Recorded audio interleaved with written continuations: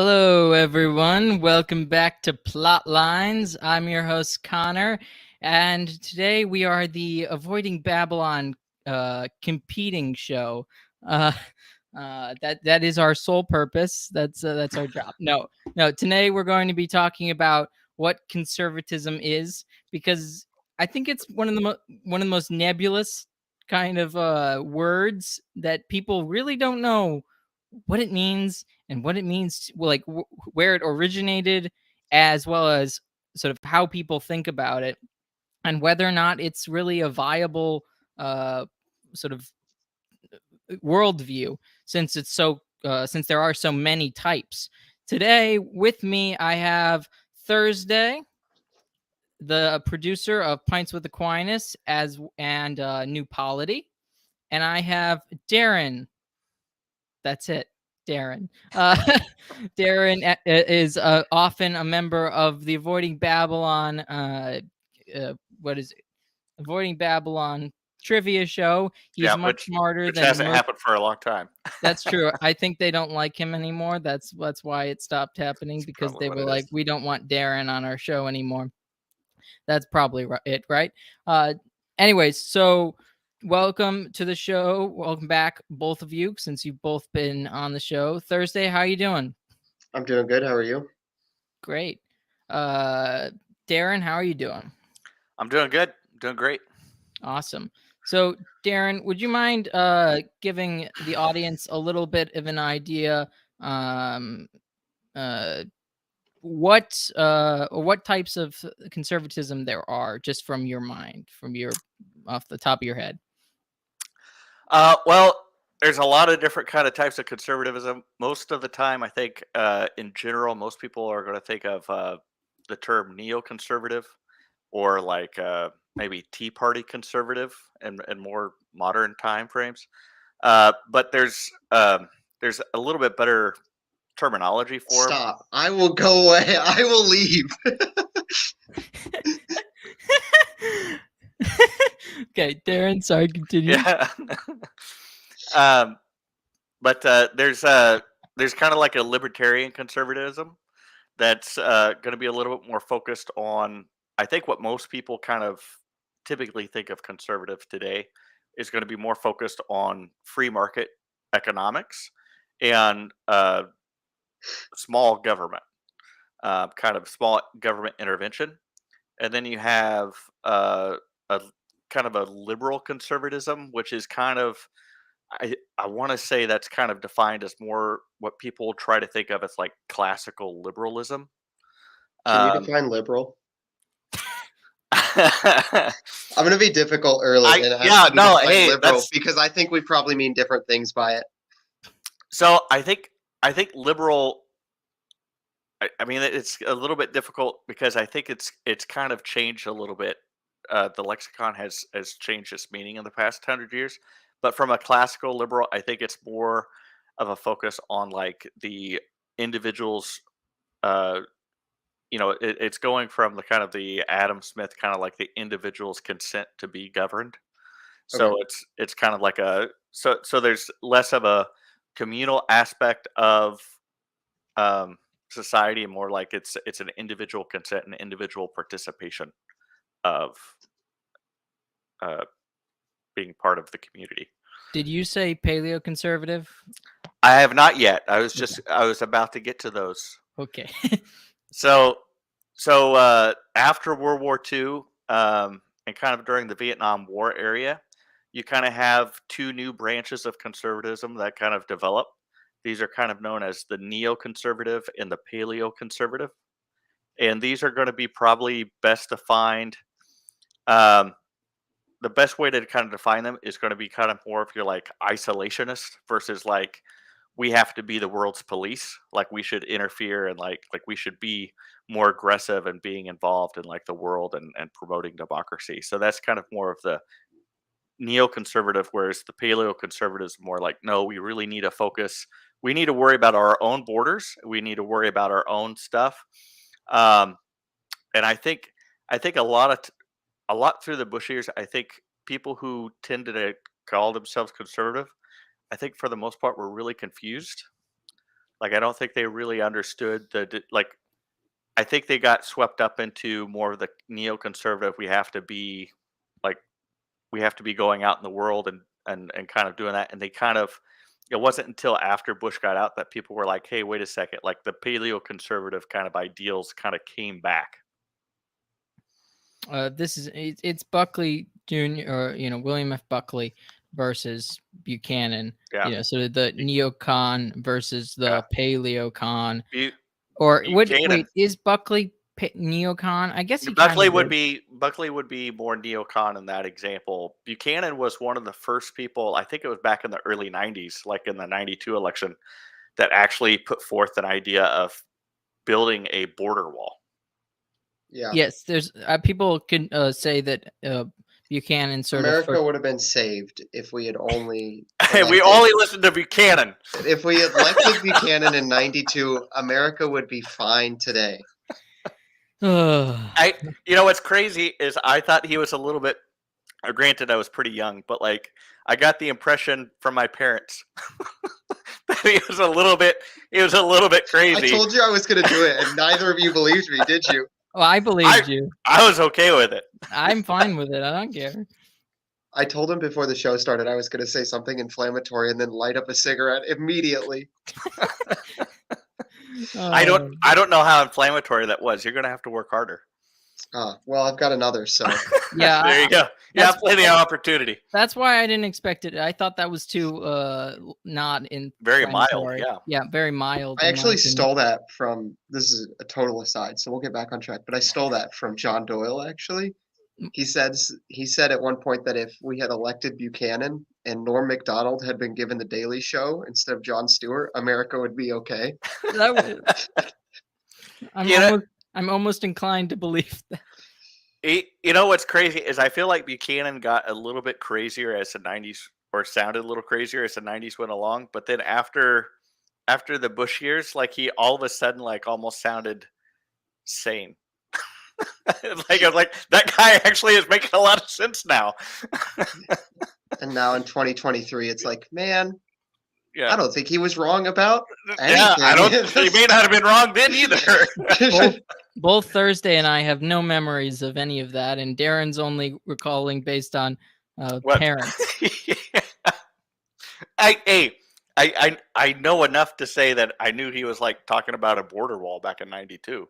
That's good. People can also look up old videos for that too. That's fair. Oh, the speech he gave at the Republican conference, where he told the story about the LA riots. That speech is insane. I can't remember what that speech is called. Give us short. It was in an RNC in the 90s, and he was talking about he talked about a moral. Hold on.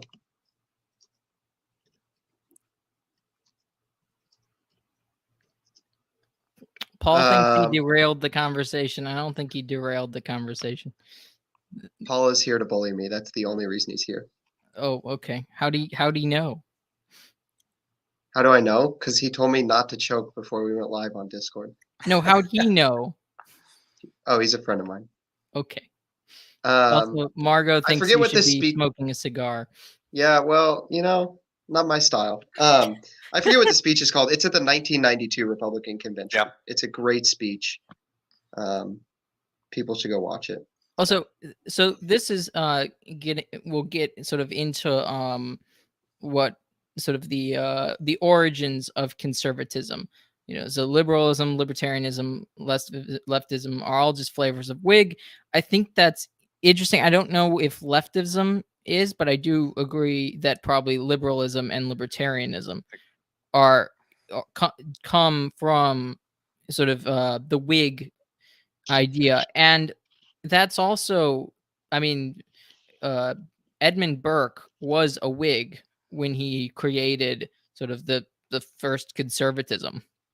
I don't know that any real leftism really developed, at least not in American politics, until around the Great Depression. Well, that's why I say leftism isn't a Whig thing. I think that's I think that's a Marxist thing. I would agree. I think that's more. I think Marxism is a liberal ideology. Okay. So this is why I wanted you to define liberalism, because liberalism is the insistence on government needing a sovereign, and on and the idea of the social contract, and the idea of human existing fundamentally as the individual.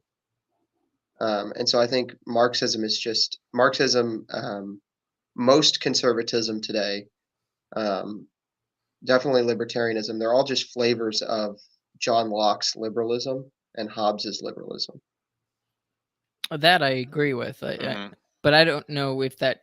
I Sorry. Yeah, Darren, you go. Yeah, I think that the difficulty though is we're kind of in a lot of modern politics we're kind of stuck in like kind of Hegelian dialect of like defining individualism versus collectivism, and we're trying to we want to be more individual, small government, like make choices versus like becoming more of a collectivist society. And the problem is that neither one of those is really hitting the mark of understanding what society is really meant, like what the foundational support of society is, in some respects. Like it's something like Rerum Novarum was trying to kind of get at a little bit, was like, um I can't remember what the name of the there's a there's a Jesuit who wrote in the mid 19th century who kind of helped inform Rerum Novarum, and he kind of was he was one of the first to coin the term social justice, but he kind of like wanted to tweak Locke and say that it's not really like a social contract that's being entered into. It's government is kind of a natural outgrowth of family life, like of that, like family is Yeah, so that's the simple is the basic familism, yeah. society, and then like it grows out of that.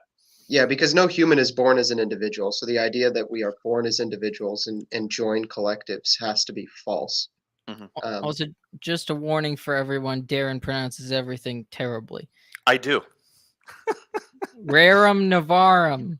Rerum Novarum. Got it. Hegelian. Thrsdy, isn't that just terrible? Hegelian. Hegelian. Hegel. Okay. I have a friend who mispronounces names of my favorite novels on purpose. Like the characters in the novels, he mispronounces the names on purpose just to mess with me. Perfect. Well, Yep. yeah, that's perfect. Exactly. So yeah. So yes, we're not. No human isn't really truly individual in that sense. We're all part of a society. We're all part of a society, and it seems to We me live in though a society. we live in a society. But one of the things that it seems to me that caught me back, sort of made me really think when I watched.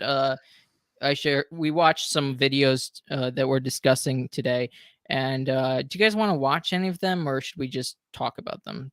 Should we show any of them? Do you think? We could just talk about them, and Okay. unless there's specific sections, then maybe it'd be nice to clue the audience in. Well, maybe that you wanted to talk about Margaret Thatcher part. Oh yeah, Do you want to the watch? part of the Scruton interview? Yeah. Yeah, I sent you the link with the time codes in our chat. Yeah. Yep, I have it, so I'll present that when it's ready. But the interesting thing about the what is it, the Edmund Burke part, is that he really reminded me of someone like Dave Rubin.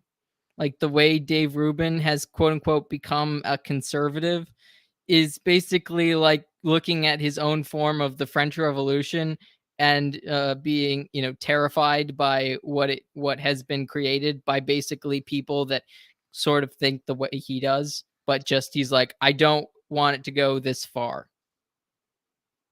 Yeah, yeah.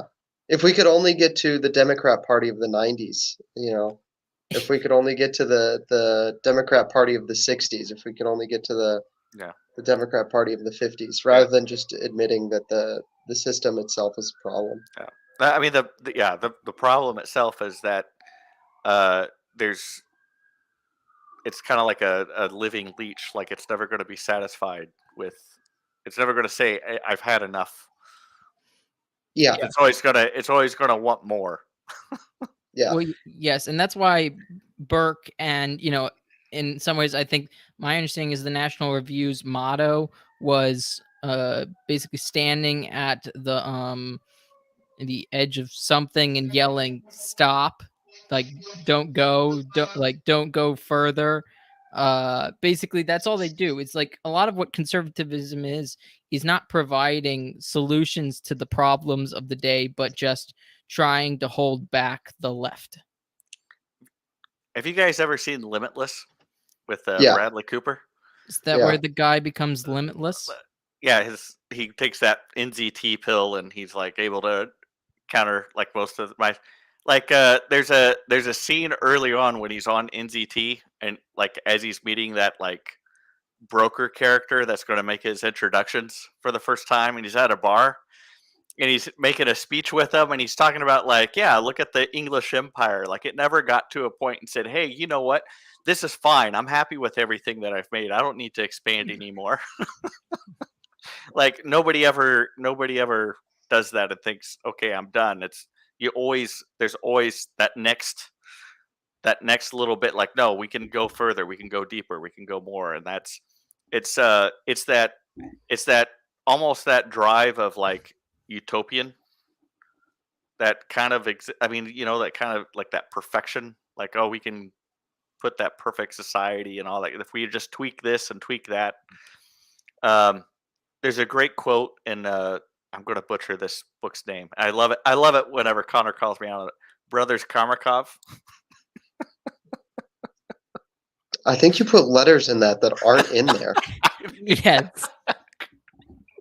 You put something It's Karamazov. Actually, no, I think it's in Crime and Punishment, where he's you can say that at least. Yeah, I think it's in Crime and Punishment the first time that he's meeting with the police lieutenant, and like trying to reclaim some of the stuff from the murdered pond lady, when they're talking about his research paper, and they're having a conversation, and one of them is like it's this Marxist idea where it's like, well, individual people make like thousands of errors all the time, and the great thing about Marxism is that it basically, like, what if we could like reduce the number of errors people make down to like 5? We could just advance so much further. Yeah. Another great sort of well-known, and I say great obviously not in the good sense, but in the well-known and powerful, the great conservative Otto von Bismarck, was one of the things he did was he basically gave in to the left in the area of sort of I don't know, like, what is it? Centralizing sovereignty. Well, I mean, he wanted that anyways. That wasn't and universalization through the state. Yes, as well as giving people very anti-Germanic, by the way. If you listen, I've been listening to the History of Germany podcast. Otto von Bismarck like did something revolutionary with Germans. Well, he was very revolutionary, but he considered himself a conservative. He gave into he started what is it called? The state welfare state. Thank you. He really increased Social Security. Thank you. He put that together to placate the leftists, basically. That was he was placating the liberals in order to maintain security. So a lot of what these conservatives have done, and it's interesting, in Roger Scruton says basically that only in the English-speaking world would someone come up with a conservative thought process. What do you guys think about that?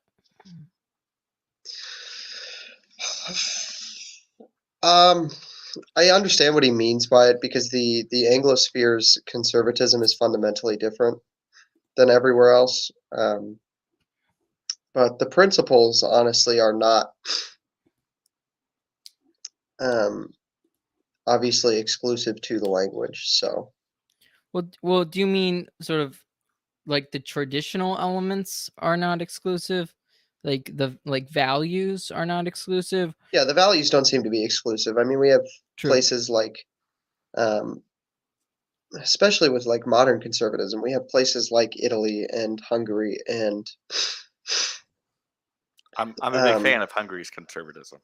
and Austria, who are engaged in some level of what we would consider to be conservative in the Anglosphere.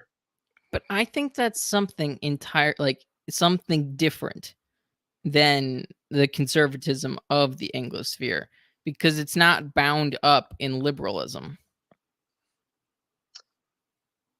I'm unsure, because I think anytime you're willing to maintain sovereign power within the state, you're bound up in liberalism. I tend to agree with Connor though, because my limited research to prepare for this, I was noticing like that there was a French conservative movement that developed after the French Revolution, but was led under the idea that the church needs to be more involved with the state, and that's not necessarily saying that the state needs to be sovereign. It's about kind of that dual kind of like that church and state kind of is where society is. Like it needs to that dual power of the temporal and the spiritual order. If they're bound together, though, that's still liberalism. I think I don't think we've ever seen a successful restoration since the French Revolution of a previous type of sort of conservatism prior to liberalism, if that makes sense. Yeah, this is why I was saying that I think conservatism is still fundamentally liberal in the Lockean sense. But I think in the East, they're further away from liberalism than we are. That might be the case, but they're still fundamentally operating within a liberal societal and governmental structure. What would be a non-liberal conservatism, do you think? Like, give me some. See, this is why I said this to you. I don't know if you remember this, but I've recently been thinking that the word conservatism itself is to some degree problematic, because it insinuates that we ought to like hold in place, instead of progressing towards the kingdom. And this is something that the left is right about, right? We have to continually be progressing to some goal. And so I don't think I think conservatism in that way is fundamentally just going to be Lockean. I think you would have to leave the you'd have to leave the liberal sphere, and then I don't think you would have something which would rightly be called conservatism, because once you're no longer like trying to maintain the status quo of sovereign power and of universalization of a nation under a nation state, the nation states that come about in the late Middle Ages, mostly through the best example of this is when France universalized all their smaller communities, kind of undoing the great reign of Louis IX. I don't think you could rightly call that conservatism, and I don't think any conservatives today would be okay with that, because you would be fundamentally uprooting governmental structure in a way that you would be making the government, the governing force, simultaneously more and less powerful. This is another thing I've recently said is that when Republicans say small government, they mean less government, not small government. Small governments would just be like more local governments that are not necessarily contingent upon the upper higher authorities for their existence, and they would in of themselves have just authority. And their authority would be, to some degree, shocking to modern libertarianism, but to some degrees they would be, fundamentally, almost anarchist in the way people, would view them. So almost like the German city-states, in a sense. Like yes, exactly. Before Bismarck universalized, right? This is a fundamentally liberal thing he did. He universalized and subverted communal, smaller governments to a nation state. Okay, Thrsdy, I agree completely. Do you have a name for that? That's my thing. Is That's I'd love. Catholicism. Okay, but is that a Subsidiarity. No, but Subsidiarity, yeah. Subsidiarity can't be is not a full political system. Well, I think it is. I mean, you have the It really is to some degree. The demand subsidiarity puts on how governments should be organized is in itself so heavy that it fundamentally would be a system. It basically insists that local governments would do best to organize its people. Let me put it this way, because this will I think get some people to think. Subsidiarity demands that the lower governments are not subsidiarities of the higher, but rather the higher are contingent upon the lower. Because if you have in like the American federalist system that a lot of conservative GOP mainline Catholics want to talk about how great it is, and I won't like name names or anything, but as soon as I say this, you'll kind of see what I mean. The states have power because the federal government protects them and grants them power, and the cities have power and the counties have power because the states have power. So in a very real way, the authority of your local police department is purely, or the power, excuse me, I want to make sure I use the right words here. The power of your local police department is just an arm of the federal, right? Because if the federal cease to give their allowance to the local police, to the county, to the state, then that power would just be uprooted and leave, right? So even though we have a system of smaller and smaller governing authorities or governing powers, sorry, I want to make a very clear line between authority and power. Because we have they go down, they get smaller, doesn't mean we're engaged in subsidiarity. Because in a system of subsidiarity, the state would only, the county could only exist if the city, as extensions of the city's powers bound together, and the states would only exist as the county's powers bound together, and so on and so forth. So you can't have subsidiarity if your lower powers are merely subsidiarities of your higher powers. The higher powers must always be contingent upon the lower. And that's where authority comes in. That's what it's authority, when it's justly used, and it's relied upon the family and the community first. Yes. So is it pronounced subsidiarity or subsidiarity? Subsidiarity. Oh, Darren. So I don't think that's a great. I don't think subsidiarity is a good enough name for the overall the overall political. Yeah. I will say I read a book. If we need to name it, that's fine. The point I was trying to make was that the demands that the principle puts on government is so strong that I think I could wrap it up by just saying it's subsidiarity. Oh yes, I totally agree that in some sense, the main principle just has to be subsidiarity, and that really the sort of the government above all that's actually below all is it's the same thing as the first shall be the last, basically the servant king, of course he should be lower than everyone else because he's there to serve. Yeah. I think a good example of this, and I can do this really quickly, so I know I've been going for a minute here, is that Louis IX, if anybody's interested in this, they should read Dr. Andrew Jones's book, Before Church and State. He would, if he was called in to a smaller community to fix some dispute, he would establish what the custom of the community was that allowed peace, right? And then he would merely reestablish this custom. So his authority was merely to reestablish the custom of the local at that level and reestablish peace. He had a priority of peace.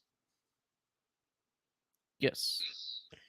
So he's not saying this is the law, therefore I enforce it, right? He's saying, what is the custom here? Yeah. Yeah, it's interesting to note, particularly during with the fallout of all the Iraqi war and Afghanistan, like trying to spread democracy and stuff like that, there's been a lot of people that kind of point out that throughout a lot of the Middle East, there's a lot of kind of like tribal element involved in the local politics, and that democracy just doesn't kind of flourish in that.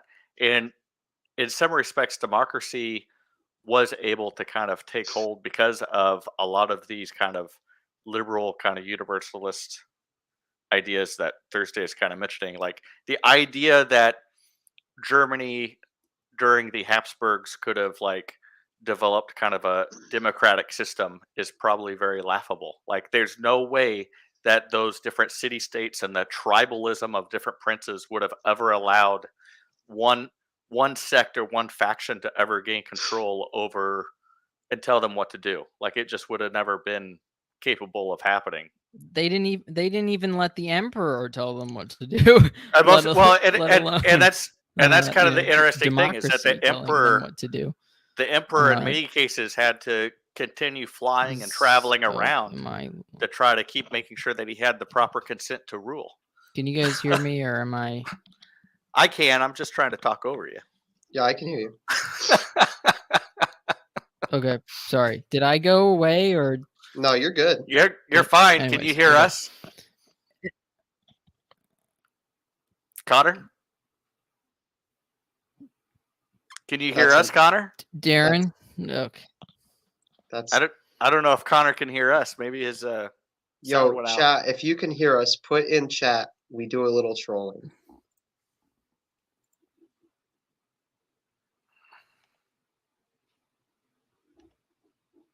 Okay. Can you guys hear me? We can hear you. We have always been able to hear you. Could you hear us? I can hear Darren. Well, okay. Well, I was hard to hear you guys. You guys were cutting in and out for me. Whether whether or not it was for the chat, I don't know.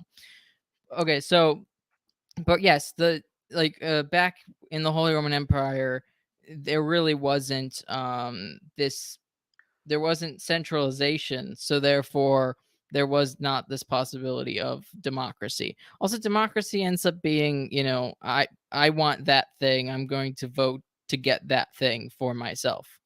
Yeah, and if the next time a boomer makes the comment about where's communism ever worked, ask him where democracy has ever worked. Yeah, I mean, the only places that have ever gotten close or stability in a sort of realm that has some level of democracy has always been because it's a really slow change. And it's also largely homogenous. Yes, that too. People always say the most, the best places are the Scandinavian countries. That's the like socialist. Yeah, socialism doesn't work in Scandinavia because socialism is awesome. Yeah, well, it's not really even socialism. That's the problem. Yeah. Is that it's actually in some respects you could almost call that a type and form of conservatism to some arguable degree, because but it's more of an extreme form of social conservatism because it is reinforcing the homogeny of the society.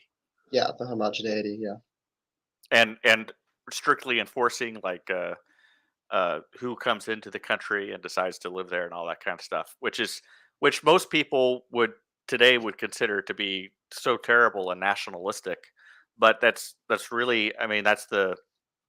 Except for most recently, they've got the migrants thing that's just within the last 6 years or so. Yeah, societies are breaking down. Yeah. Okay. Do you want to talk about the Margaret Thatcher part? Yeah, I do. I really want to. So bad. You have it ready, queued up, Connor? Yep. Oh, I just need to click present.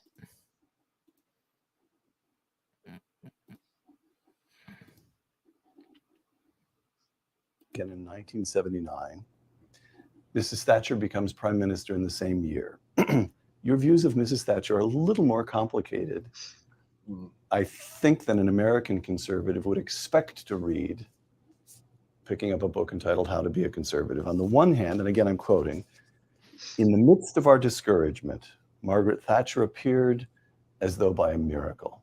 and that surely that surely is the way it felt to many people. On the other hand, and again, I'm quoting Roger Scruton, quote, "I never swallowed in its entirety the free market rhetoric of the Thatcherites," close quote. So explain that. She's this miraculous being, but there's a lot of hogwash involved. Well, she came into our lives as a representative of our country at a time when the country looked particularly enfeebled by the trade unions, by the whole Labour Party attempt to rope society into a communal prison run by the state. All that was wonderful. We felt, phew, we don't actually have to go along with all that crap. We can do our own thing, and we can revert to our natural condition as rebellious, eccentric Englishmen.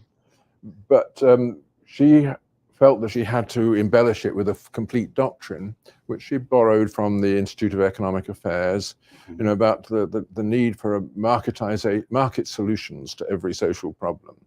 Now, I'm all in favor of market solutions where they apply, but not every social problem does have a market solution. And there is a need for the maintenance of traditions in education and in culture and in the law, which are not traditions of free enterprise, but much more conditions of some kind of collective renunciation. People Renunciation of the state. No, renunciation of one's own individuality. That's what a culture is, partly. So, and I think she wasn't sensitive to all that aspect of things.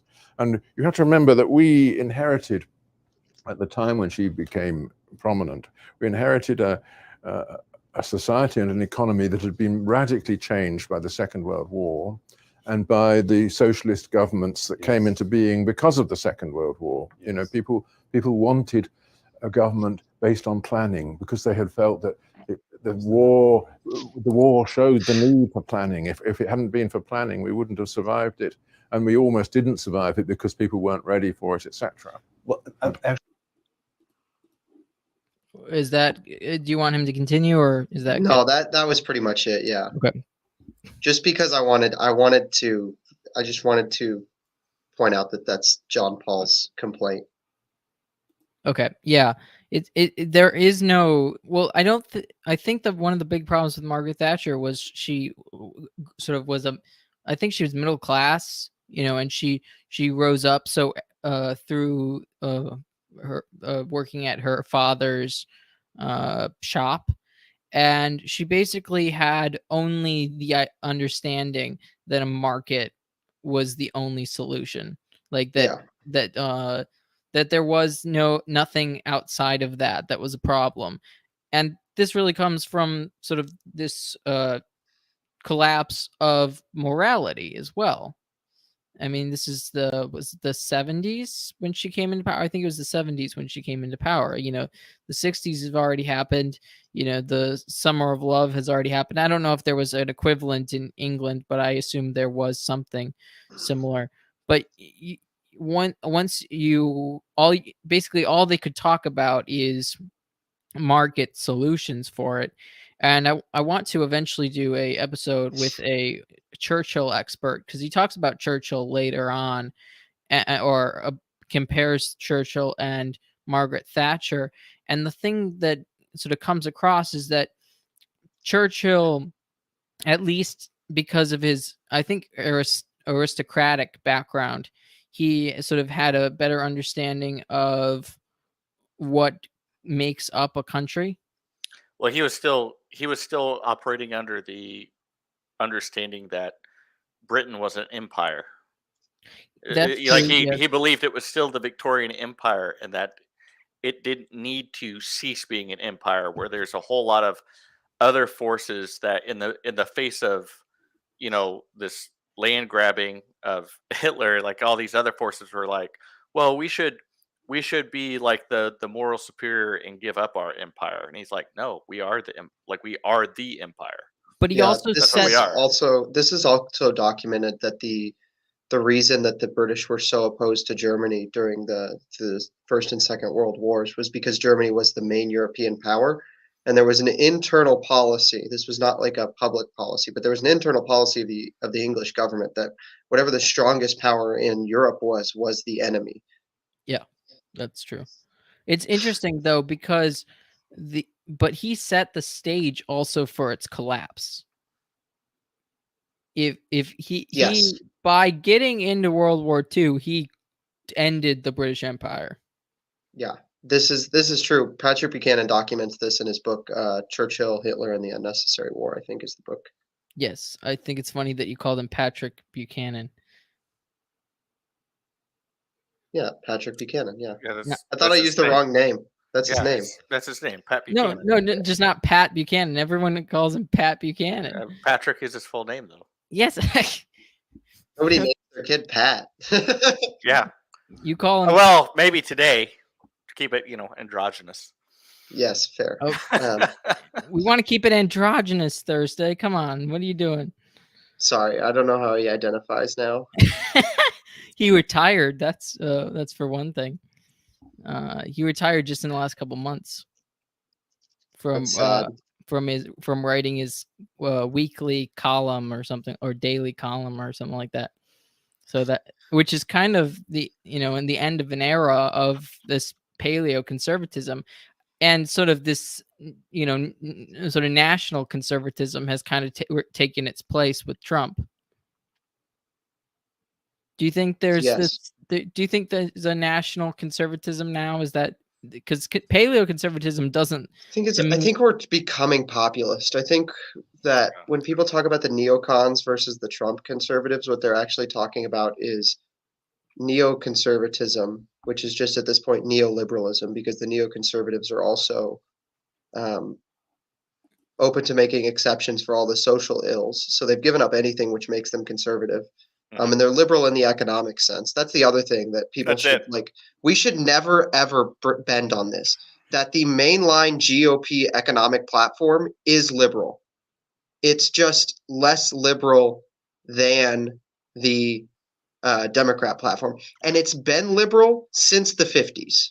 Oh, yeah. No, it's actually one of the most interesting things if you really study and research the Republican Party.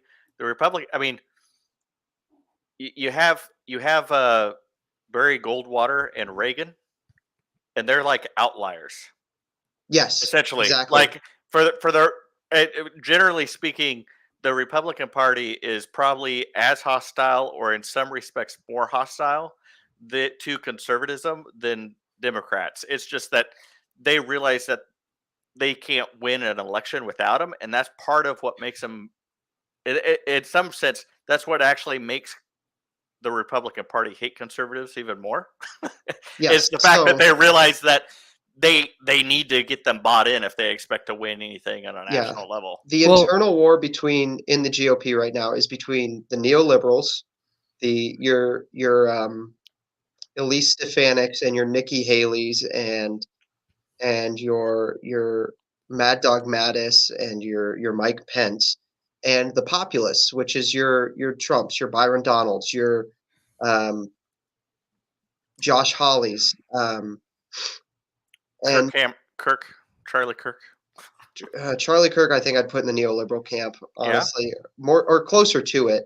Actually, this is we could do this later, or maybe even off air. I'm not sure Charlie Kirk has real beliefs, just because of how quickly and how drastically they change. So yeah. That's I try when I talk about political figures, I try to talk about people who seem to be like actually have beliefs. And Charlie Kirk seems to me to be the kind of person who doesn't have beliefs. Yeah. But that's just kind of what a Republican is. I think in some respects I'm with Connor. That kind of helps perfectly encapsulate what I think. There's that third contingent of that Republican conservative movement that's just trying to chase whatever they think they can sell. That's why Dave Rubin's a conservative. That's why Edmund Burke is a conservative. All these people are not conservative in any nature. They have no belief systems that require them to be conservative. They just go with the least destructive route in their immediate present. This is true, yeah. So All of this. before we get off of Margaret Thatcher, I want to tell everybody to look up Bobby Sands Bobby Sands. and Margaret Thatcher. So everybody should have fun with that. He was Um, a young man who was arrested for possession of firearms and died because he hunger stroke over it, and Thatcher knew about it and allowed him to die. So she literally killed someone for possessing a weapon. So well, do you remember the Alfie Evans story? Does anybody remember that? I remember That this. was Yeah, more recent. Yeah, it was. But what was the? Do you remember? Does anybody remember it more clearly than I? I remember that the child was let die. so basically, the parents wanted to airlift him to a hospital in Italy. I'm doing this off the noggin, so hopefully I'll get this mostly right. They wanted to Closer than I get. airlift him to a hospital in Italy, and the hospital in Britain that he was at refused to allow this They'll refuse to discharge him. refused to discharge him. And there in England is no discharge. In America, you have to sign. Not a lot of people know this, but if you leave a hospital in America, if they say you're not safe to leave and you want to leave, you can leave, but you have to sign paperwork that like you are admitting and that you know that There's a risk they're leaving. I think it's called discharge under against advisement of medical professional, I think is what the paperwork is called. But this is not a thing in Britain. If the doctor says you have to stay, the doctor says you have to stay. And the doctors of this child, of Alfie, did not believe that Italy had a chance of saving him, believed that he would likely die on the path, on the trip to Italy, and so they refused to discharge him. And so he died. Actually, if I remember right, and I could just be dramatizing this in my memory, but if I remember right, the hospital that was offering to try the experimental treatment to help him in Italy had a chopper on the roof of the hospital that he was at to take him at one point, and they were still refusing to let him leave. I feel like I remember that too, or something to that effect. Like there was there was something where it was like so close. It was, I mean, like shocking how close the hospital that was trying to help was to him.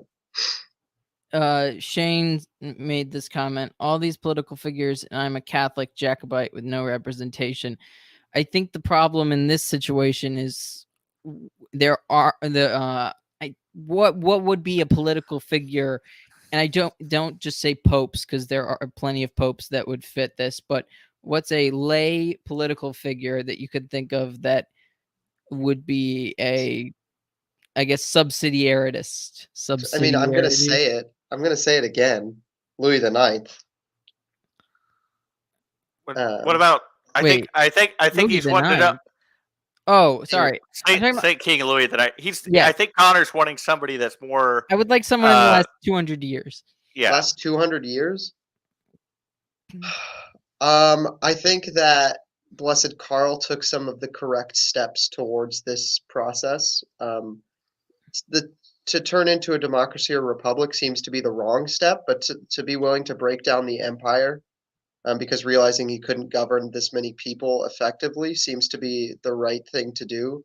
I think that, deciding that we keep the governmental structure, the state, the same size, we just change the supposed, system we use is a misstep. But he was clearly aware that a single sovereign could not govern an empire of that size.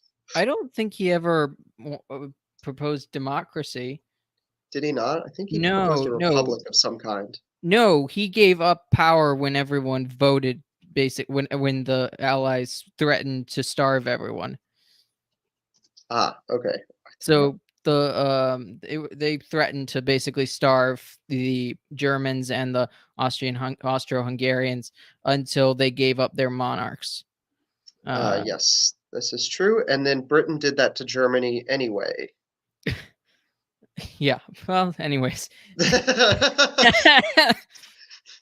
After the ceasefire, by the way, that's another historical fact that people seem to forget, that Britain, after they got the ceasefire during treaty negotiations, starved the German people to get the German people to elect a government that would be more likely to sign the treaty the British wanted signed. Okay, do you have an American politician that's American? Oof.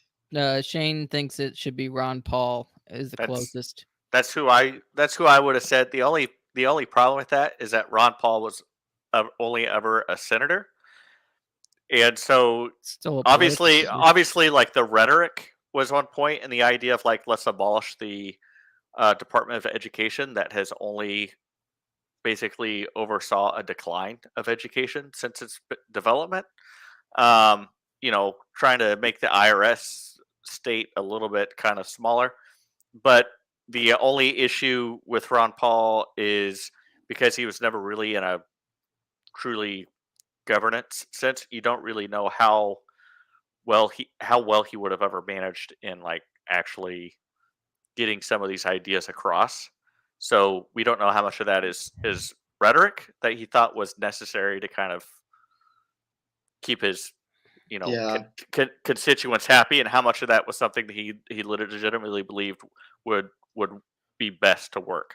Well, he was even less powerful than you think he was because he was a member of the House of Representatives. He wasn't a senator. Oh, he wasn't a senator. So He was even less So powerful. even more so, you don't know how much he's speaking to his constituents versus how much he's really, how much of these are like, if I had the chance, I would do it kind of thing. Thrsdy, did you want to quote that the Oh, chat? I guess we talked about it because we can see it, and then I forgot to. Yeah. Which chat? The one. Yeah. So on the Margaret Thatcher thing related to what Scruton was saying there, this is a quote from Centesimus. This is from John Paul. Indeed, that there is a risk that a radical capitalist ideology could spread, which refuses even to consider these problems, the social problems, in the a priori belief that any attempt to solve them is doomed to failure, and which blindly entrusts their solution to the development of market forces. So this is an explicit condemnation of this idea that if we just like leave, if we should just not try to solve any social ills because we're going to mess them up anyway, because government always messes up. So if we just leave them to the free market will fix it. Like this is just explicitly condemned. It does seem the invisible hand of John Locke. It does Should seem. I quote another one of my recent tweets, Connor? You can quote whatever you want. I said the other day, I tweeted this. I tweeted that we should take the fedora atheist attitude, but towards the invisible hand and the Constitution. And so it's just like, oh, there are human rights abuses in China. What are you going to do? Pray to your sky hand? Like, oh, the government's going to limit your magazine to like 10 rounds. Oh, what are you going to do? Read them your precious little document. Like, yeah, I know. Just treat people who treat the invisible hand and the Constitution as sacred texts like fedora atheists treat. Well, it's basically Christians. it's basically deism, isn't it? Yeah, I mean, literally, it is. They treat it as like some invisible pseudo divine force. Yeah. So it's kind of bizarre in my opinion. So, anyways, was there? Sorry. Wait, what was the? So you were talking about the. What were we talking about right before? Oh, who was another good Catholic? Maybe not a Catholic because Ron Paul's not even a Catholic. Who's the next closest thing? I think. Hugh Gingrich. What? He's Catholic now, right? I'm just kidding. Paul Ryan. Paul Ryan. What? What? He's Catholic. No, I'm talking about someone who's close. Yeah, I understood what you were actually asking, but the question you asked first was Catholic politicians, so I was just going to name all the worst ones. Okay, sorry, Joe Biden. No, who's a distributist? Another distributist, closest distributist to. Who's the closest distributist? So the closest distributist to me? No, to anyone. They're probably at Leo's, honestly. The closest thing to distributism, I'm not sure, to be honest. I couldn't tell you. I don't think the American system really allows for it. 3 acres and a cow. Is it Tim Pool? Oh, if we're just doing commentators, let's do that. So we can do commentators. Who's the closest to a distributist in the commentator sphere? I mean, Seamus Coughlin is not explicitly distributist, but he's very Catholic now Wait, in his did I say? politics. Oh, I keep saying distributist. I meant You mean subsidiarity. subsidiarities? That's what I Oh. mean. I'm still going to answer with Seamus Coughlin because he's very Catholic in his politics now. That's true. Is he a commentator though? I mean, he kind of is. He's a regular guest on Timcast. Yes. Okay. There you go. Sorry, that's my bad. I know Um, that, and I don't know why I wasn't thinking that. Anybody else? Darren. Darren's not paying attention to I'm paying attention. I just don't have an answer. I'm saying to the commentators probably, or do you pay attention to the commentators? There's this really cool podcast called New Polity that talks about this stuff all the time. Really, Thrsdy? How do you know about them? I may or may not work for them. Yeah. Really, it's like I said you worked for them in the beginning of this show. Yeah, I know. You said commentators, so I figured. Yeah. I've listened to their show a few times. I'm not completely on board with some of the things that they talk about. I mean, we can do 401ks now if you want. Well, I know that's what you're talking about because that's what everybody's talking about. It's also like anytime I talk to somebody Knowles, about. Yeah, Paul's right. Knowles, sorry. Anytime somebody brings up like usury, it seems like everybody's like, oh, we gotta like force like the solution, and it's like, but usury isn't in some sense a market or politic problem. It's a spiritual problem, and you're forcing a market solution on a spiritual problem. Yes. And so many people refuse to like acknowledge that. And I think that's part of the problem a lot of times. I'm agreeing with you that we are doing that. I'm just saying I don't see why it's bad. Oh, yeah. Because it's like if you're not actually fixing the spiritual problem, like if you're not addressing that. Okay, what's the purpose of law? In the Catholic teaching, in Catholic teaching, what do we say the purpose of law is? It's supposed to be the teacher of morals. The teacher, yeah. But I think a lot of people just try to find those, like payday loans are a perfect example. They are not usurious, strictly speaking, according to the law. Now, they are clearly usurious. Well, we need to redefine what usury is. Usury is any time you make money from the use of money. That is Thomas Aquinas' definition. That is the definition the church seems to use every time she speaks on it, and she has never explicitly redefined it. So, until Mr. Horn can point out to me where the church has changed their teaching on this. I like Saint Basil's way of looking at usury in Wealth and Poverty. I think the way he describes it is usury is basically mortgaging your future. Like, yeah, that's for me. That's like the perfect definition. Like you're mortgaging your future. Like you're wanting this. You're taking something now, but you're saying I'll pay you later for all of this other stuff, so long as I have this, document in my hand that says that I studied school. Okay, which I think is perfect because I'm sure Connor wants to talk about the topic of the show and let us do usury later. I have a question: is usury is it still usury if it's a company making money off of money?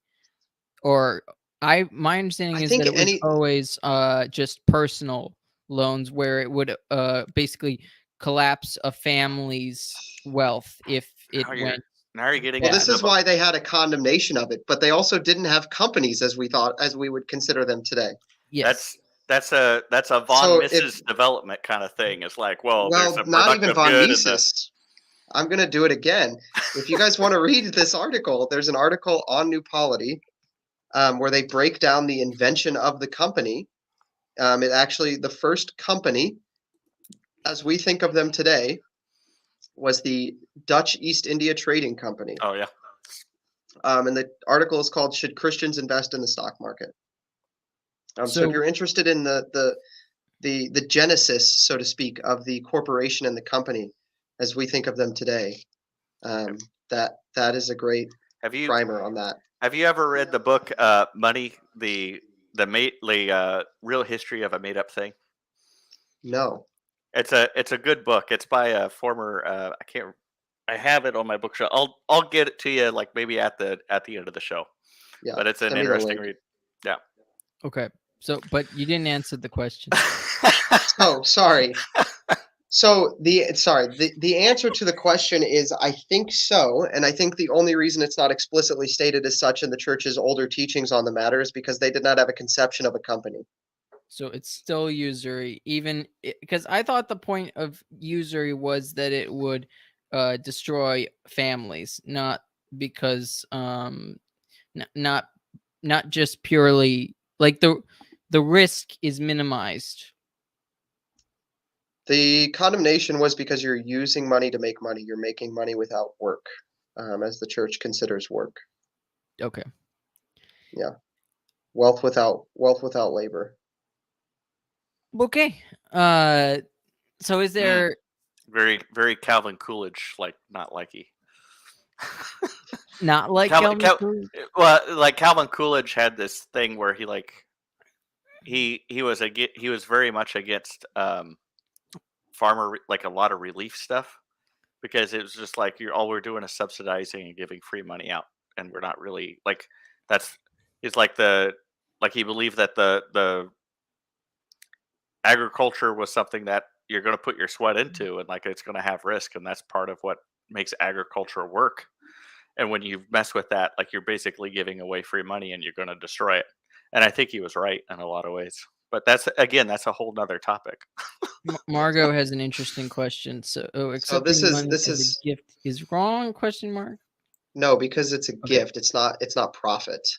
Okay. We're talking about profiting from no work. So profit. Well, so the other person worked for it. If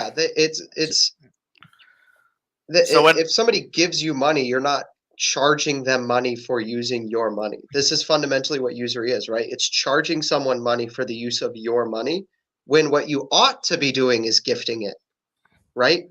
And if you need it back, then yeah, ask for it back when they can give it to you back, but don't treat it as don't charge interest on it, right?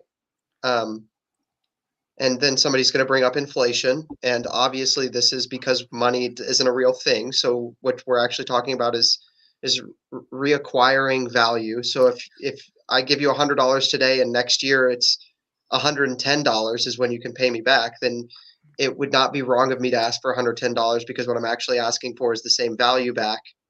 Yeah, we can do another episode on this. Let's go back to conservatism. Okay, yeah. I wanna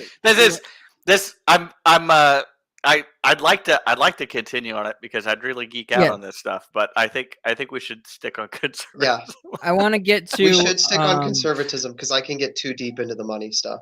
I want to get to another part of the Roger Scruton. Oh man, it is getting warm in here. I don't know why I keep wearing a sweatshirt in the middle of summer. I don't know why you do that either. Oh, it's because you're just taunting me. Yeah, I always wear my Mizzou sweatshirt when I'm on Connor's Plotlines. I want to get How to Be a Conservative. Across France, I quote How to Be a Conservative. May of 1968 led me to understand what I value in the customs, institutions, and culture of Europe. Paris explodes, and young Roger Scruton decides to become conservative, not to join the students in the street. Why? Gosh, why? I mean, for a start, the thing that most struck me about those students in the street was the sentimentality of their anger. It was all about themselves. It wasn't about anything objective. Here they were, the spoiled middle-class baby boomers who'd never had any real difficulty to cope with, shouting their heads off in the street, burning the cars belonging to ordinary proletarians whom they pretended to be defending against some imaginary oppressive structures erected by the bourgeoisie. The whole thing was a complete fiction based on the antiquated ideas of Karl Marx, ideas which were already redundant in the mid-19th century. So they were enacting out, if you like, a self-scripted drama in which the central character was themselves.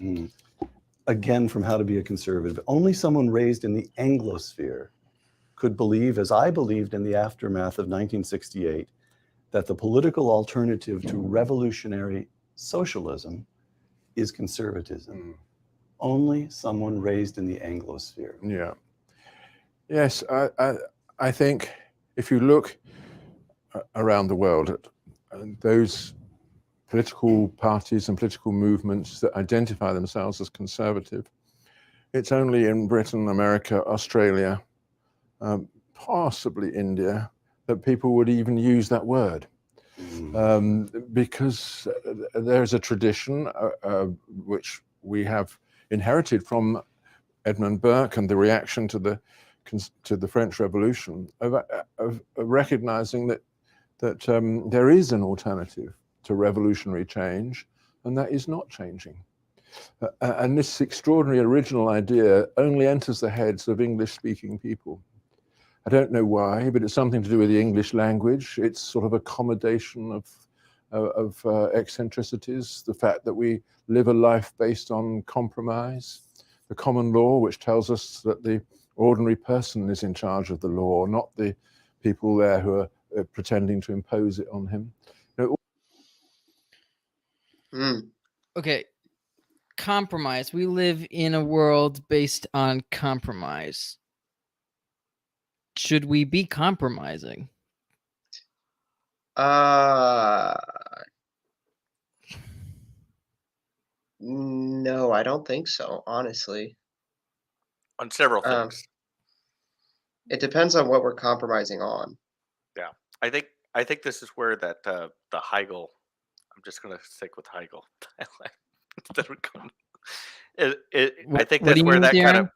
I think that's where the Hegel. I'm not even Hegelian dialect kind of comes into play, where you're placing two extremes and saying you gotta meet in the middle for that truth, and I think that's where a lot of modern politics sits right today, and I think that's really what we see a lot of in the past 10 years with people kind of like, that's why Dave Rubin is considered conservative, is because he realizes that in a lot of things he no longer actually exists within that spectrum, so he's going to step out, and that I think is kind of, in some respects, conservative is getting defined as that removal of that dialect, except there's still false premises within that spectrum that people are hanging on to at the same time.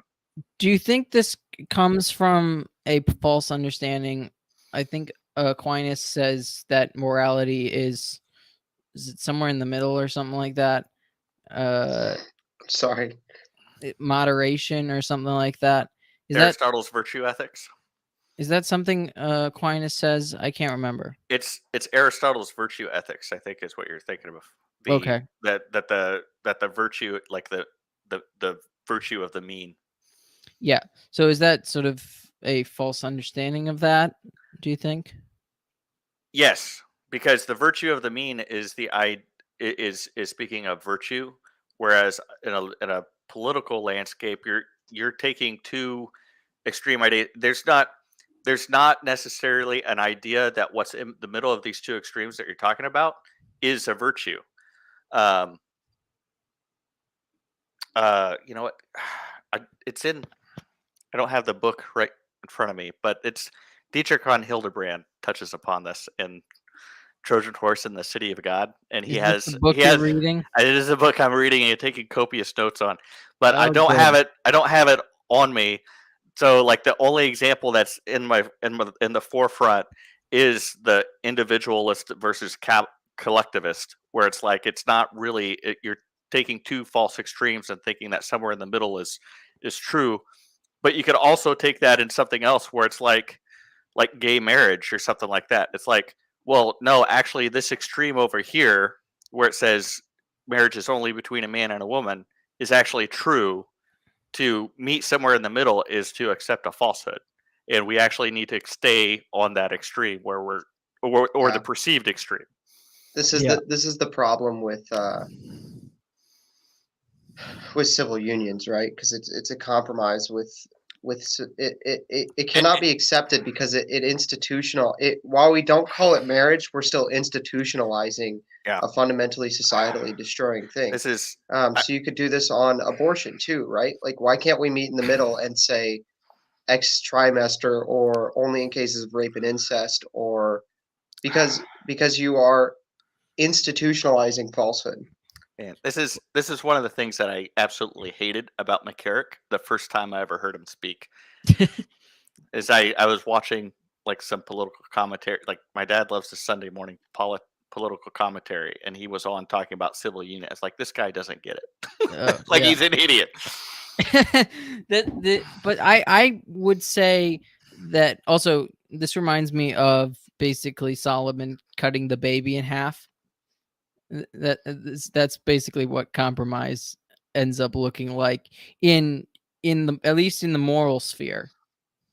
Obviously that there's, compromise on, economics, or compromise on, I don't know, strategies or something, as long as it's not explicitly condemned, moderation, is acceptable, I guess. But I see conservatism as compromise entirely. And I think Roger Scruton even admits that basically it is compromise in whatever situation they're in. Yeah, and then he goes on to say that it's like about staying, it's about not changing, right? And Yes. this is itself a problem, I think. I said this earlier, that if we're fundamentally concerned, if we're primarily and fundamentally concerned with staying, then we are not progressing towards the kingdom. And the point of society is to build the kingdom, right? And because we live on earth, we're never going to achieve the kingdom. So if we ever stop and say we're content, then we are giving up on our mission as society. The first conservatives, I think, at least in the Anglosphere, were the first, or were the Henrican bishops and Henrican sort of conservatives, quote unquote, of the Protestant Revolution in England. They represented a class that said, we want to maintain sort of the style, the culture, the sort of the setup of the Catholic Church, but we don't want to accept The papal authority. And we don't want to accept, and we're willing to accept the compromise of Henry VIII as the head of the Church of England. Yeah. They gave up everything that Thomas Becket died to uphold. The sovereignty of the church.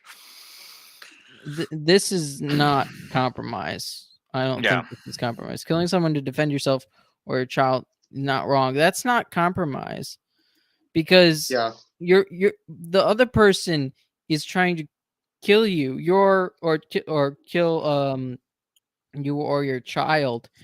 You're taking a stand against that. I don't know why that would be possibly. Well, it's a difference in kind, not a difference in degree, right? So I think the examples we were giving were differences in degree, right? The difference between a civil union and recognition of gay marriage are differences in degrees of recognition. Self-defense and murder, that's a difference in kind, right? Because the fundamental act is different. The stealing example, I think, is a totally separate moral outlier, because I think when people say, like, oh, the church says it's not wrong to steal food to feed your family, they totally forget that the church would probably also tell you that you should go ask the guy for the food first, right? Mm-hmm. And if he fails in his duty to gift it to you, and he fails to use it, like if he has excess food, right? And you can't steal from another person who doesn't have excess, right? Right. So like if you've got another family and they've got 2 loaves of bread and they've, that's all they have, you can't steal their bread to feed your kids. Right. Like, but if you go to a guy who's got excess bread, right, and you say, I need bread, my family's going to die, and he says no, well, the church's conception of property is such that is no longer his property. So because it's no longer geared to the common good.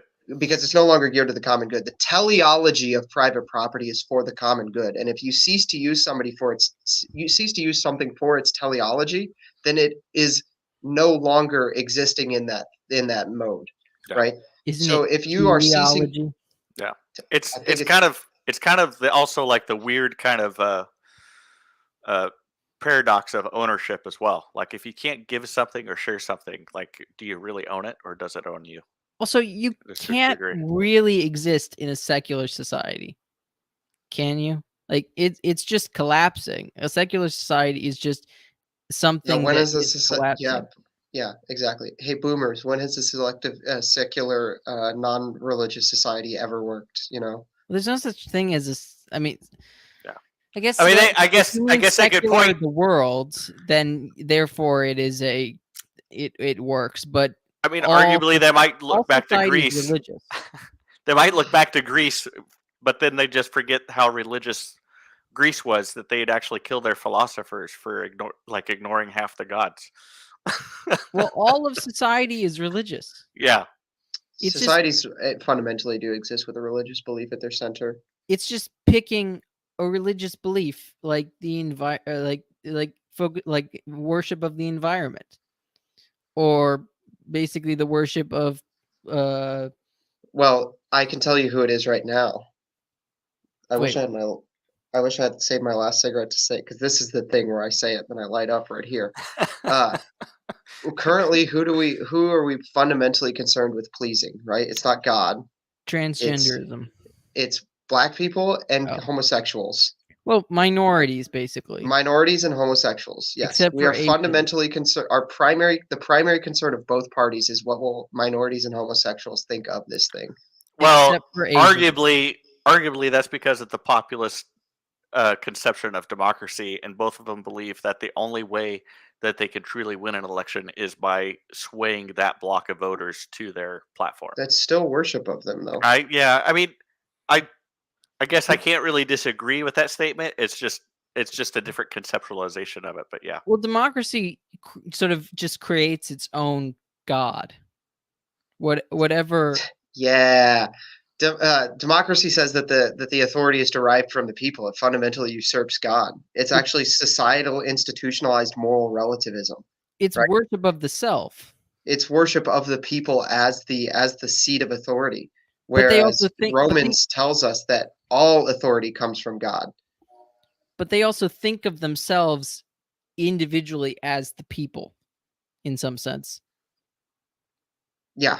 Yeah. So it's self-worship basically, and when sort of but of course they will truly bow before a specific group, because otherwise they really, you know what I mean, like there has to be some level of hierarchy in a society, because people have to have someone to look up to, and at this point that's who, as you said, who we're worshiping is basically the hierarchy that exists. Yeah, exactly. So this is like so with conservatism, when I was saying that like it started in England, it's an inability to change, but then because things do change, it by default changes. It becomes reactionary more than. Yeah, exactly. No, it doesn't. It can't become reactionary, because a reactionary thing would try and restore something. Yes, would try and would be more restorationist than more than conserving. Because if you're conserving, it's purely it is a purely temporary belief system. Yeah. So whatever conservatism is, it's a temporary system that lives within whatever system is currently dominant. So I guess technically speaking, what you're saying is that if a person is going to call themselves conservative, they need to put a date beside it. I'm a 1992 conservative versus a 2000 conservative. Kind of they do. They say I'm a Bush conservative. I'm a Reagan conservative. They literally do. In some Ronald sense, Reagan they and his already consequences have been a disaster for the American populace. They conservatives attach themselves to whoever they voted for and say Yeah, that I'm a they, Trump conservative. I'm a DeSantis conservative. I'm a Yeah. I don't know if anyone's gone that far to be a DeSantis conservative yet. Yo, is Paul think still here? Where's Paul? He's a DeSantis conservative. I don't know if he'd say it, but I'm gonna call him out on it. He definitely is. He's worshiping DeSantis. Is that what's happening? Yeah. Also, divorce. Divorce is a compromise. Divorce is a compromise, yeah. So all this stuff is just. Of course, Reagan was the one who signed in no-fault divorce. Reagan was also the first governor to sign abortion into law in California. He was also divorced, Yep. Himself, yeah. Yeah. though he said it was not his. Ironically, vision. the reason Barry Goldwater hated Reagan is because he was too socially conservative. Really? Seriously. Talk about wings of the party. But Goldwater is what we would probably more classically term like a libertarian conservative. Like he's going to be more focused on, yeah, I want smaller government or like less government involvement. But like today I don't think he'd be conservative, or I don't think he'd even call himself Republican. I think he'd be like leading the Libertarian Party. This is kind of funny. The irony of the fact that an Irishman is the father of conservatism and that the word Tory is an Anglicanized Irish word. I did not know. What word is Tory in Anglicanized? Can someone look? Darren, can you look that up? But it is true. Yes.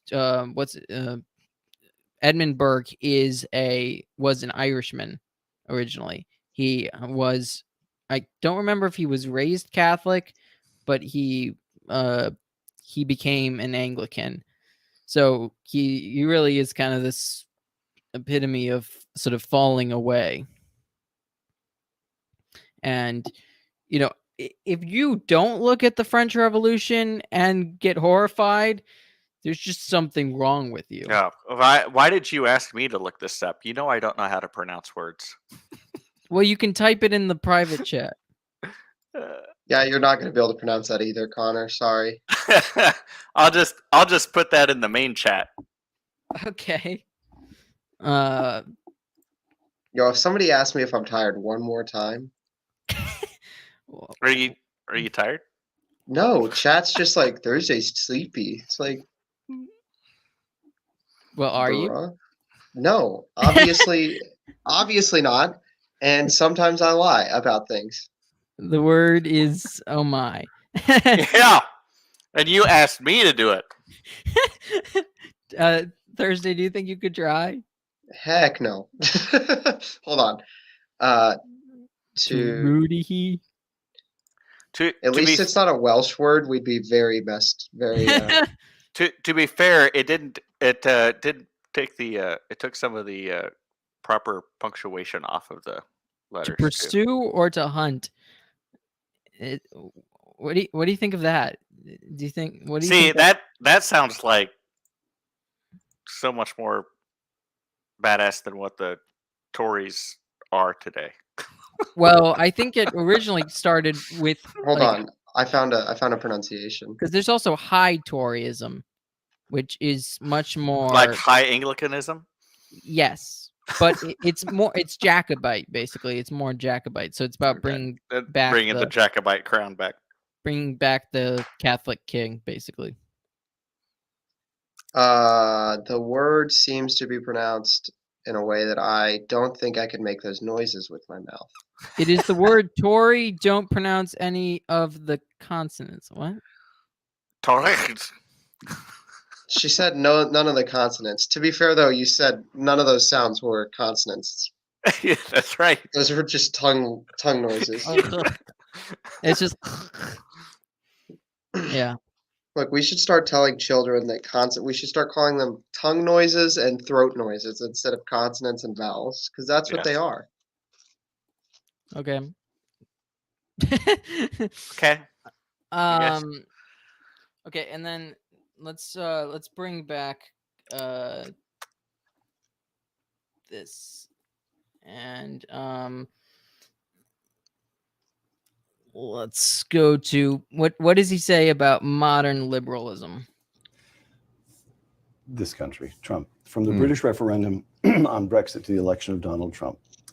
Sir Roger Scruton, in a talk on the BBC the week after the American election, quote, "In America, as in Britain, the indigenous working class has been put out of mind, even overtly disparaged by the media and the political class. All attempts to give voice to their anxieties over immigration, over the impact on their lives of globalization, and the spread of liberal conceptions of sex, marriage, and the family have been dismissed or silenced." Close quote. First question, how can it be that when Franklin Roosevelt, 7 decades ago, in establishing modern conservatism, modern liberalism, the Democratic, of which the Democratic Party is the great champion. He did find modern He placed the working conservatism. class at the very center of that coalition.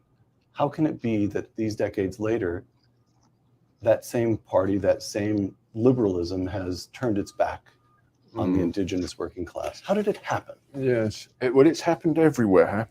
I think, again, it's one of those deep mysteries, but I think there are two important factors that contributed to this. One is that the change in the economy, which has transferred an awful lot of economic activity to service activities, to activities that could be conducted through the internet or through companies based outside the jurisdiction, all that. It means that the old traditional working class, it no longer has that cohesion that it had before, and it's no longer an identifiable social mass in the way that it was in Roosevelt's day.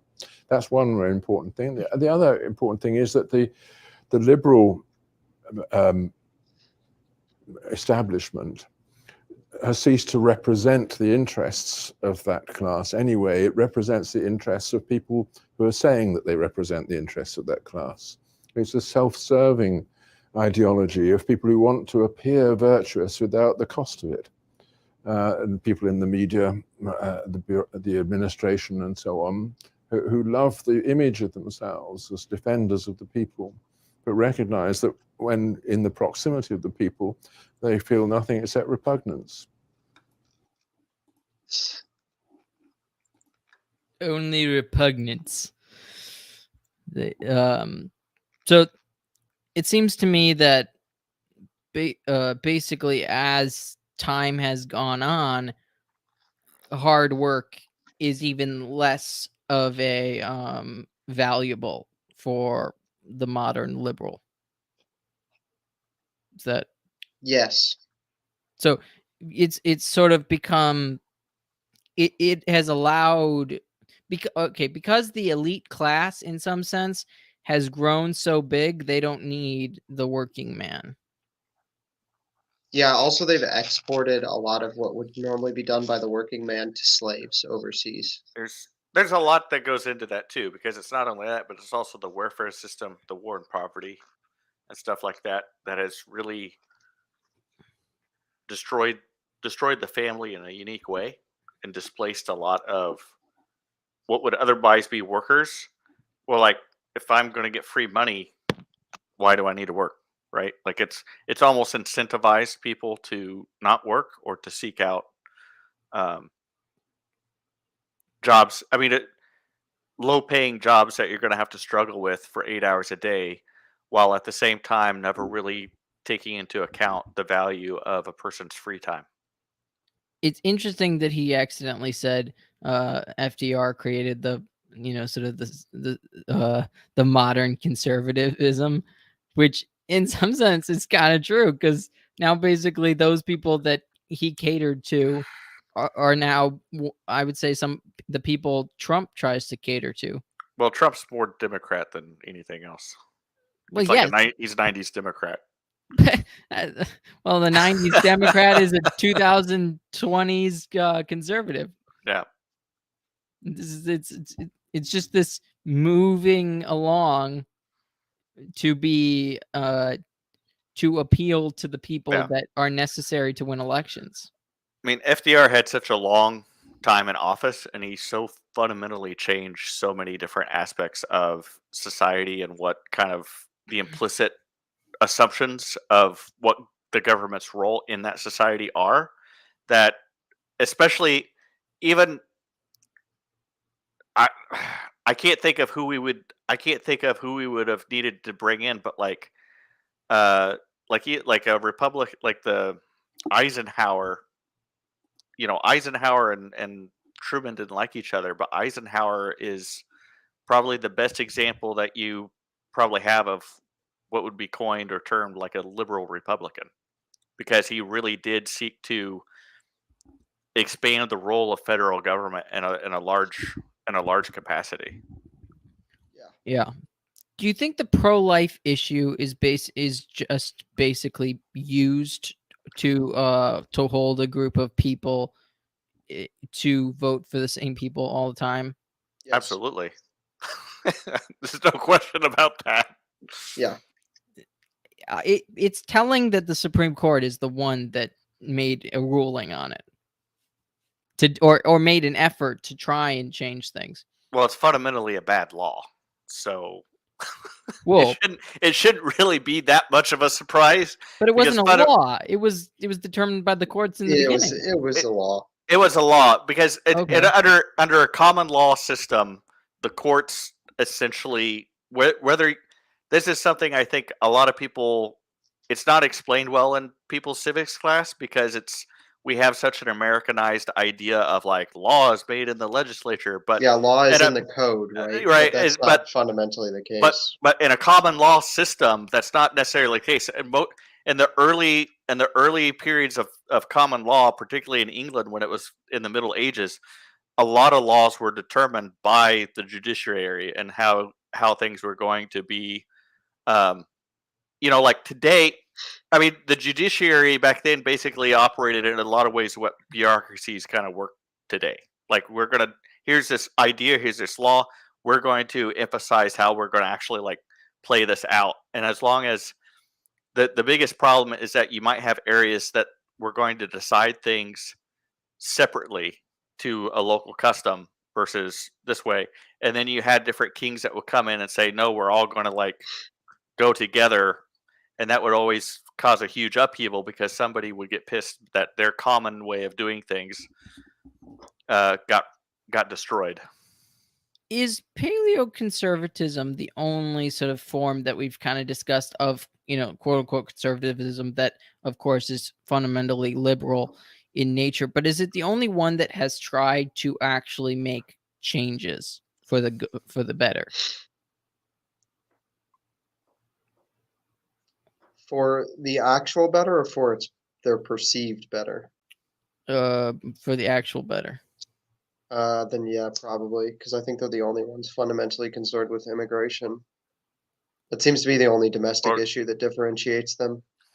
Are they not actually pro-life, or in some sense? It seems like I don't think. I mean, they are, but so are the neocons. I mean, the I don't think paleoconservatives and the neoconservatives are almost equally effective on the pro-life issue. I don't think that's a defining characteristic to really say this is. Really, the neocons seem to sort of leave the pro-life issue behind. It seems more often than not.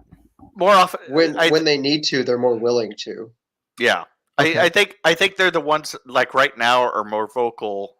You see that more vocal on social media. They're the ones that are out there saying like we need to let this go because it's hurting our capacity to win votes. Right? Like, yeah. So yeah, when it comes down to it, it's like if it's going to hurt how we do in the polls, yeah, they're ready to abandon it tomorrow. But if they believe that it will help them in the polls, they would be telling people that it's the most important issue that they're going to be voting on. That's also a fundamental in elective politics. Yeah.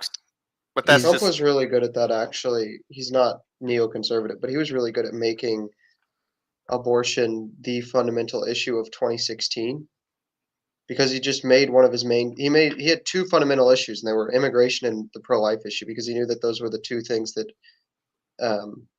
motivated voters more than anything else.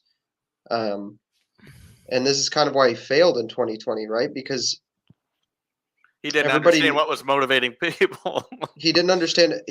Everybody knew he wasn't going to get any more judges, right?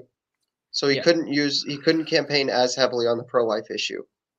And he kind of gave up, or he was softer on the immigration issue. And I think that was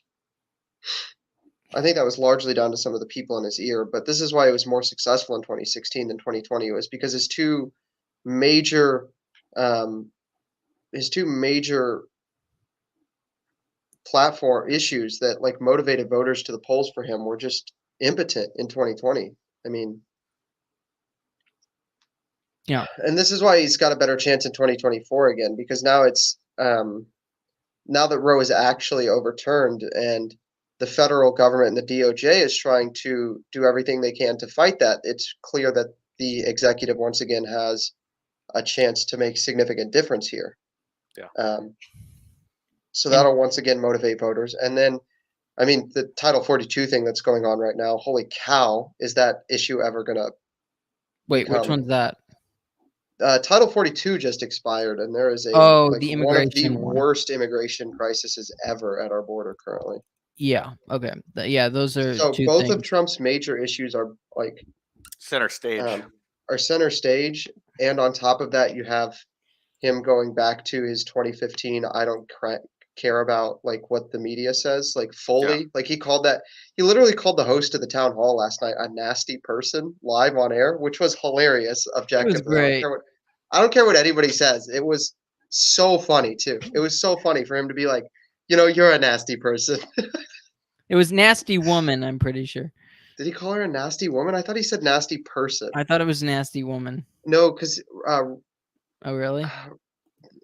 Rosie O'Donnell was nasty woman. Didn't he call a few people nasty woman? Yeah, but Rosie O'Donnell is a nasty woman. It was you're a nasty person. Yeah. Oh, really? Rosie O'Donnell was the big famous one. He called her a nasty woman. Only Rosie O'Donnell. Only Rosie O'Donnell. She really is disgusting. Thank you, Thrsdy, for that. Sorry. Anyway, this is the fundamental difference between paleo and neoconservatives. Sorry, is immigration, I think. Do you think we have a good definition of conservatism then? I mean, I'm fine with Roger Scruton's. I just reject that it's a good idea. Yes. I think his definition is correct. I just think it's the wrong idea. That's kind of funny because in some sense, like I think conservatism plays more off of people's feelings in that way. Is that you kind of it's just his computer. Don't worry about it. What? Never mind. Don't worry about it. Okay. What was I saying? Like, okay. What was I saying? I don't know, Connor. No, what? Okay. I said something about neoconservatism, and then you said, we're talking about Roger Scruton, and I said that I agree with his definition. I just think it's wrong. Oh, right. And you said this is really interesting. Conservatism thinks or takes on sort of the emotional belief of the time. What are you feeling at the moment? What do you want to, in some sense, hold on to? What do you want to hold on to for dear life? Not what do you want to improve? Yeah. And that's a hard thing to sort of hold back on, because you basically emotions basically guide votes. Yes. Okay. So I think we should wrap it up there. Thrsdy, anything to say before we go? No, not really. Yeah. Darren? Nope. Tomorrow, coming out for me will be an episode on the Pope's Exorcist. Not specifically the movie. It will be there's a book that Sophia Institute Press released and I'm talking to their spokesman about exorcism and spiritual warfare, and just Father Gabriel Amorth's his thoughts on exorcisms, as well as there was a video I did on the coronation that had some technical difficulties.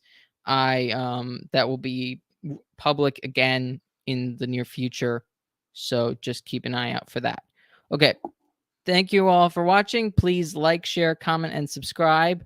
Check if you really haven't. I think if you're watching this, you probably have heard of Pints with Aquinas. You know, the giant image behind Thrsdy.